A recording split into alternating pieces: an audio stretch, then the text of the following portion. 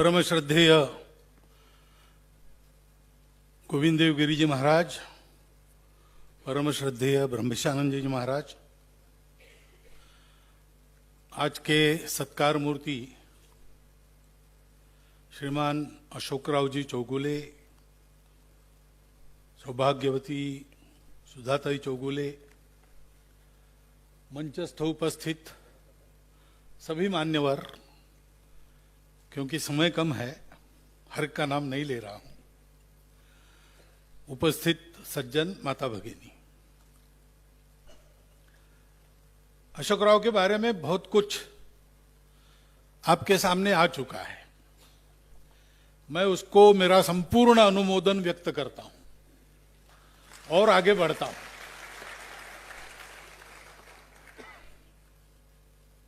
मैं विचार कर रहा था, आखिरी वक्ता होता है उसका ये फायदा रहता है कि उसको कुछ नहीं समझ में आता तो भी मैटर मिल जाता है, और कठिनाई भी ये रहती है कि जो उसको बोलना है वो पहले लोग बोल देते हैं। इसलिए मैं सोच रहा था, तो आज अमृत महोत्सव है अशोक जी का,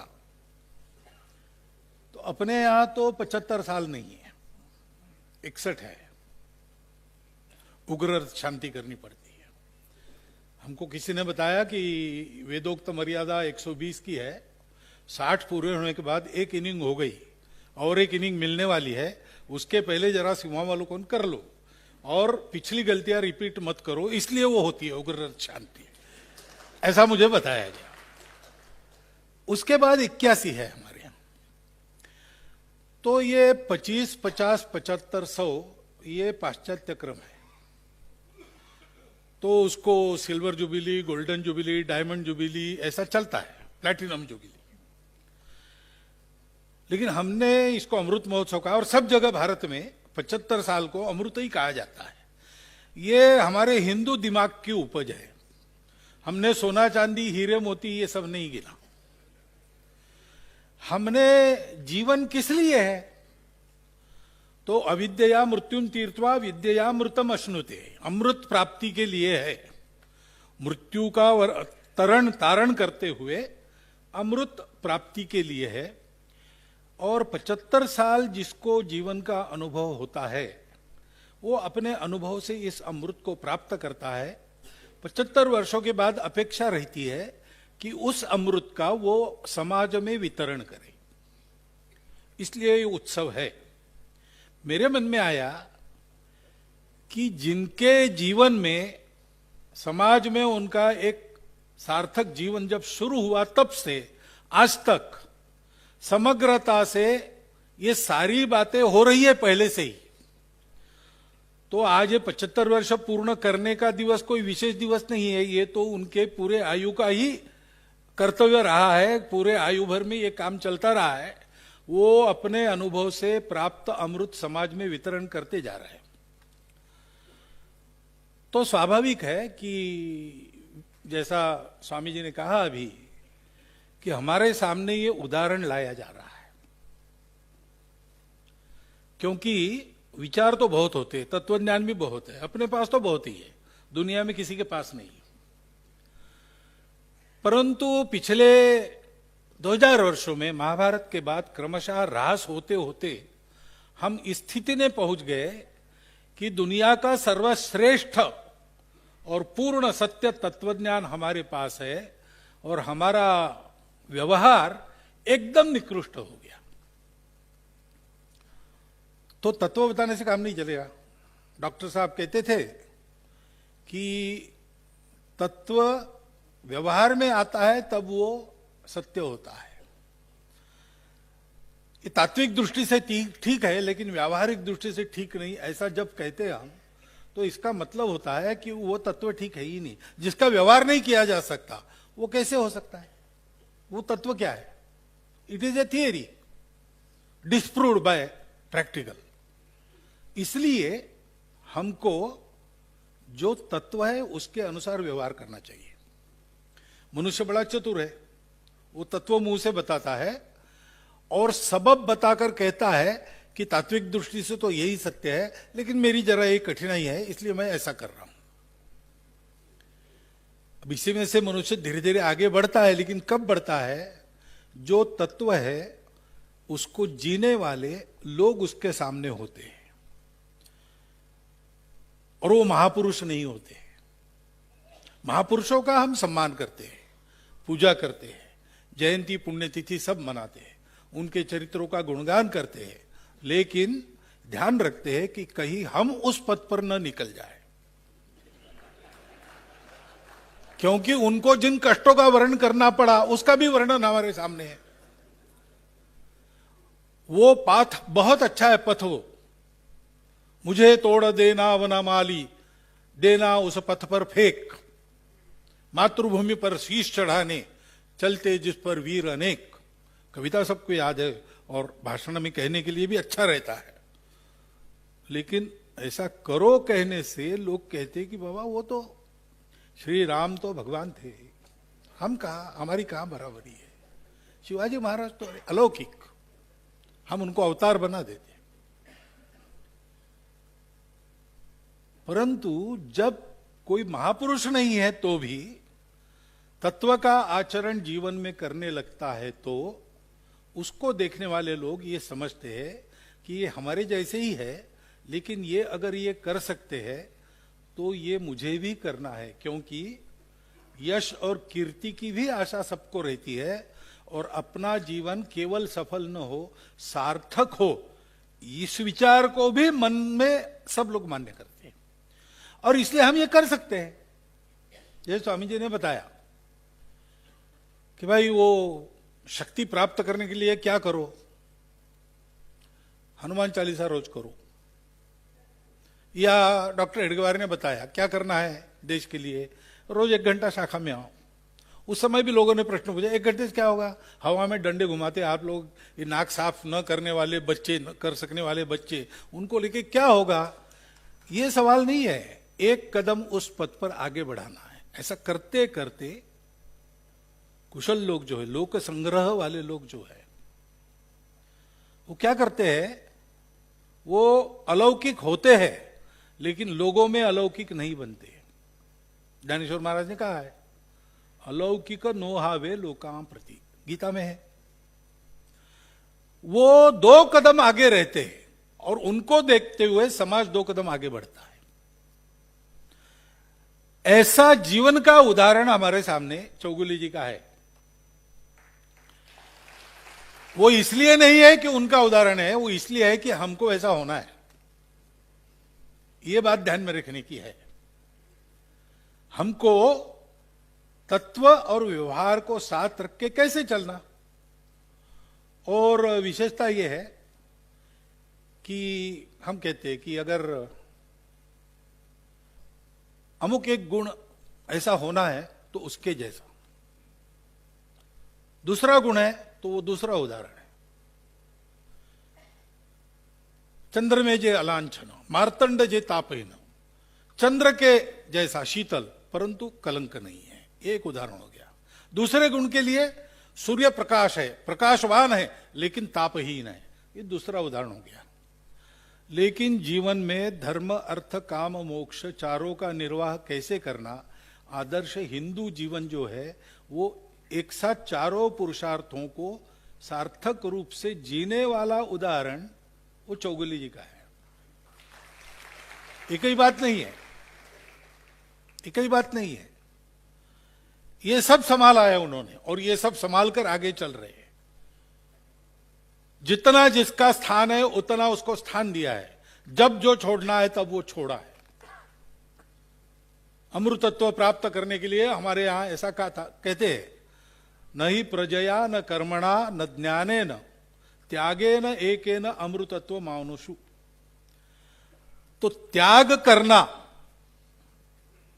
पास में कुछ नहीं है तो त्याग करना बहुत आसान है ही नहीं कुछ तो क्या, लेकिन सब कुछ पास में है, रख सकते हैं और कमा सकते हैं, कमाते भी है, लेकिन उसको अपने लिए जितना चाहिए त्याग करता रहूं मैं, इतनी शक्ति मुझे मेरे परिवार को प्राप्त हो, इतना रखकर बाकी सब देना, और देते समय देने का अहंकार भी नहीं रखना।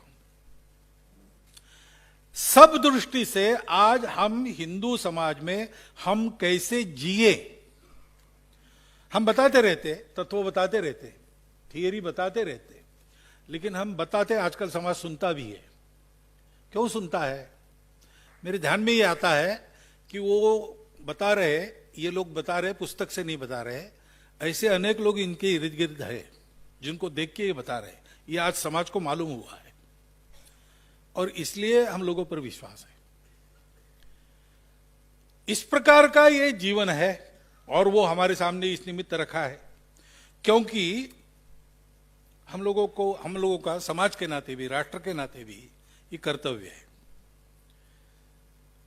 भारतवासी के नाते, हिंदू राष्ट्र के घटक के नाते ये देश बड़ा हो, विश्वगुरु बने, ये मुझे लगता है, सबको लगता है। जो इसको हिंदू राष्ट्र नहीं मानते उनको भी लगता है भारत बड़ा होना चाहिए, भारत बड़ा होना चाहिए, ये हमको लगता है। भारत बड़ा होना चाहिए, ये विश्व की आवश्यकता है। लेकिन इसको बड़ा करेगा कौन? हम करेंगे। लेकिन करते समय हम आज का समय देखते हैं तो बहुत बड़ी एक लड़ाई है जो चल रही है पहले से पहले से चल रही है। उसमें बहुत सी बातें आवश्यक है।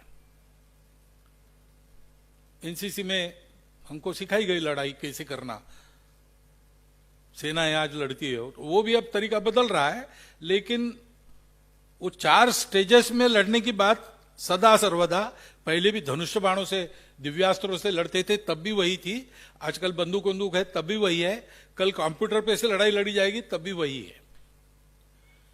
पहले तो आपको व्यूह रचना करनी है, क्योंकि लड़ाई में जाना है, व्यूह बनाकर जाओ। तो केवल जाना है, वो जाते समय शत्रु बाधाएं उत्पन्न करेगा, सारे पुल तोड़ देगा, तो गोले बरसाएगा, उससे बचते हुए आगे बढ़ो। ऐसा आगे एक विशिष्ट अंतर पर आ गए कि फिर उन गोलों का जवाब दो, गोलियों का जवाब दो, तुम भी गोले दागो, गोलियां दागो, यानी लड़ना प्रारंभ करो। केवल बढ़ना नहीं, बढ़ने के साथ लड़ना।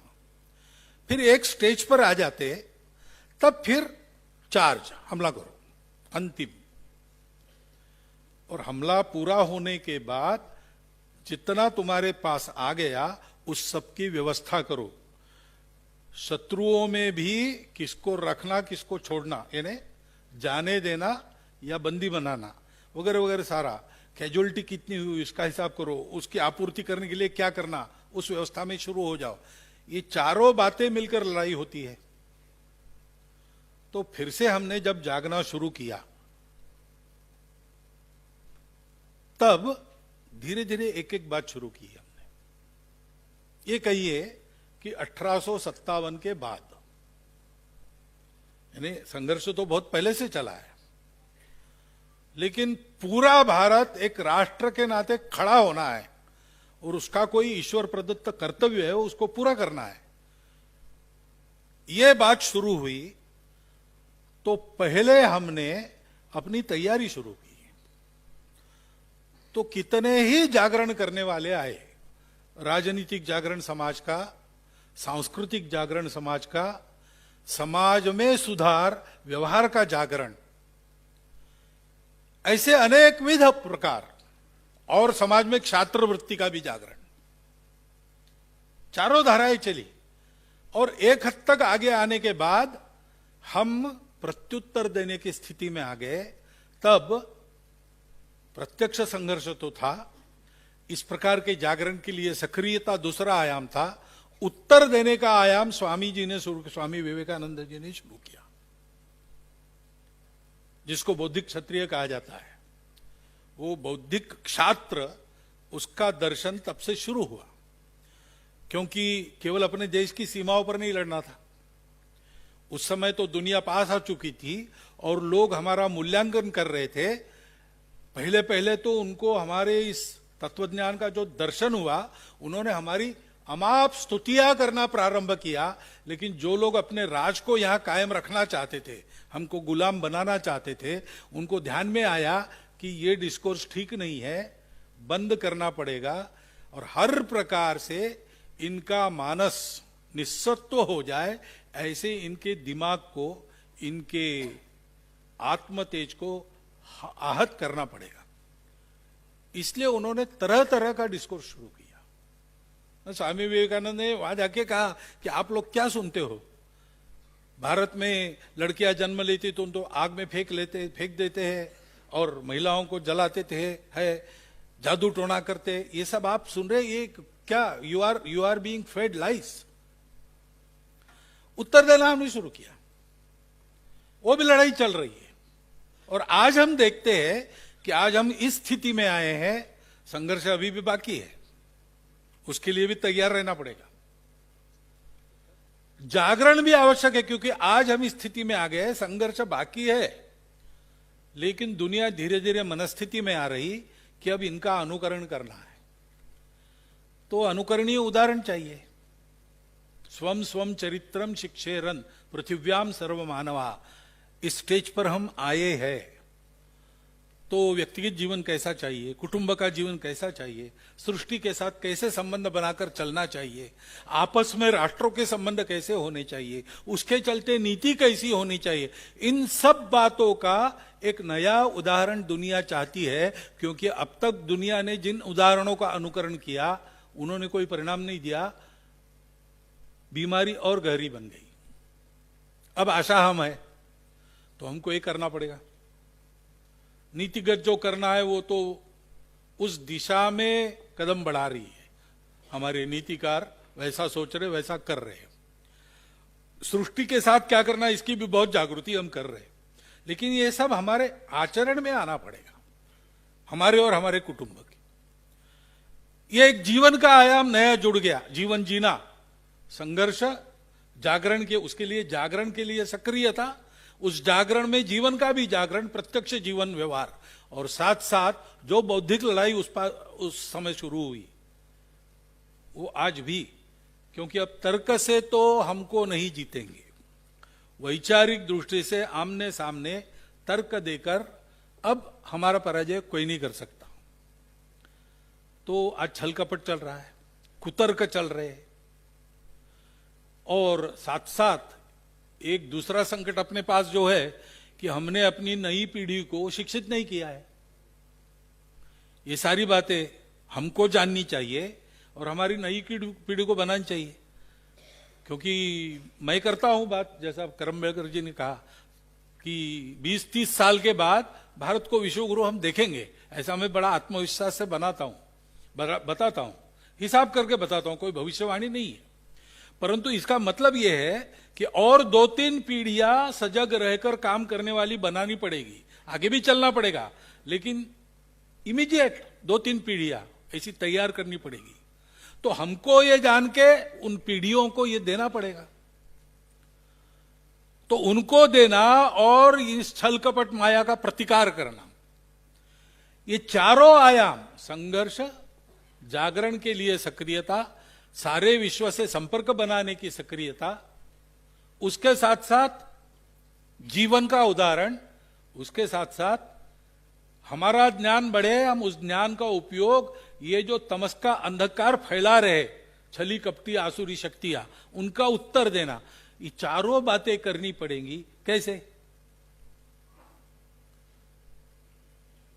ऐसे जैसे चौगुले जी कर रहे।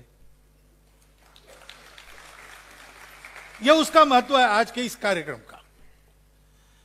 एक नए परिस्थिति को हम सामने जा रहे हैं, राष्ट्र के नाते, समाज के नाते, हिंदू धर्म, हिंदू संस्कृति, हिंदू समाज, ये सारी बातें इसका सामना कर रही है कि आसुरी शक्तियां पूरा बल इकट्ठा करके मर मिटने के डर से हमको मारने मिटाने का प्रयास करेगी। और उनकी पद्धति एक ही नहीं होगी, कहीं पर वो सीधा सामने संघर्ष के लिए रास्ते पर उतरेंगे, कहीं पर उनको ऐसे संवाद चलाएंगे, ऐसा वर्णन चलाएंगे जिससे हम ही आपस में बढ़ जाएंगे, एक दूसरे के दुश्मन बन जाएंगे। दुनिया में हमारी अच्छी बातों को भी विकृत कर वो डाल देंगे। हो रहा है ये सब, उदाहरण मुझे देने की जरूरत नहीं, ये सब है, हम जानते हैं। उसी समय दुनिया में हमारी प्रति आशा भी जगी है, तो दुनिया के सज्जनों को आश्वस्त भी करना पड़ेगा। उसी के साथ साथ हमको अपने समाज को इसके लिए तैयार करना पड़ेगा। आज जो कार्यकर्ता है, संघ के हो, स्वयंसेवकों ने शुरू किए अन्य विश्व हिंदू परिषद जैसे संगठनों के हो, समाज में संघ के बाहर भी बहुत सज्जन है वो हो, संत महात्मा हो, इन सबको जो करना पड़ रहा है उसकी ये 4 फ्रंट्स है और चारों फ्रंट्स पर ध्यान रखना पड़ेगा। इस दृष्टि से अपना कार्यकर्ता उसका कैसा चौफेर व्यक्तित्व होना चाहिए, उसको कैसे लोक संग्रही होना चाहिए। चौगुले जी ने के बारे में जब बोल रहे थे आप लोग, मैं सुन रहा था, मेरे मन में एक श्लोक आया, पात्रे त्यागी रणे गुणे रागी। पात्र सत्पात्र व्यक्ति को देता है, उसके लिए छोड़ता है, गुण का सम्मान करता है, गुणों की परख करता है। भागी परिजन सह, जो भी मिलता है, अर्थ हो, कीर्ति हो, यश हो, कुछ भी हो, परिजन सह सब में बांट के उसका उपभोग करता है। शास्त्रे बोधा, शास्त्र जानता है, रणे योद्धा, प्रभु पंचगुणी भवेत। अपना देश इतना बड़ा है, इतना विस्तीर्ण है, उसमें एक प्रभु से काम नहीं चलता। हर एक गांव में और शहर के हर एक बस्ती में ऐसे 2, 4, 5 प्रभु चाहिए और उन सब प्रभुओं की टीम चाहिए, आपस में पटना चाहिए, एक दिशा में जाने की पूरकता चाहिए। ये जब खड़ा करेंगे तो इन चुनौतियों का हम सामना कर सकेंगे और हमको करना ही है, क्योंकि न हमारे लिए दूसरी आशा है, न दुनिया के लिए दूसरी आशा है। ऐसी अवस्था में किसको देखकर हम चले?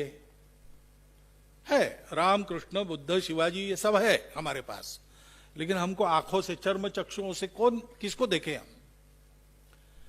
तो अशोकराव चौगुले जैसे व्यक्ति इस महती आवश्यकता को पूरे करने वाले व्यक्ति है। आपको ये ना मन में आए कि हम कहां देखें, अरे भाई आप में है एक अशोक चौगुले, ये आपके सामने लाया जा रहा है, ये इसका अर्थ हम समझे। चौगुले जी के 75वें वर्ष पर उनको सब प्रकार की शुभकामना हम सब देंगे, देनी भी चाहिए।